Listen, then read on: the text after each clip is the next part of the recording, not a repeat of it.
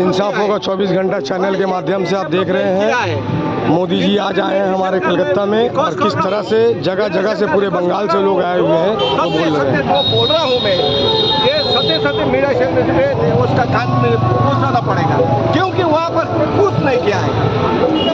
भ्रष्टाचार का क्यों कुछ नहीं किया है वो लोग कहीं करने भी नहीं सकेगा क्योंकि सब जगह भ्रष्टाचार है। एडमिशन में भ्रष्टाचार है, सब कुछ भ्रष्टाचार हो रहा है। अभी डेवलपमेंट नाम में वो लोग काम कर रहे हैं। जीटी से अभी जीटी है, जीटी में भी घुस रहे हैं। जीटी का भी सब अपना खर्ची भरने के लिए बैठा हुआ है क्योंकि जो गाछ अच्छा होता है ना वही गाछ से तो फल देता है। वहाँ का ये दीदी गाछ है वो उसका जो कार्यकर्ता है पहाड़ में भी वो वही ढांचे में जा रहा है। जो दीदी ने जो किया है वही से जा रहा है। Thank you.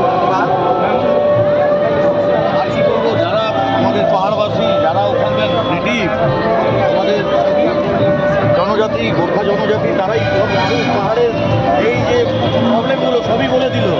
একটা কথা বলি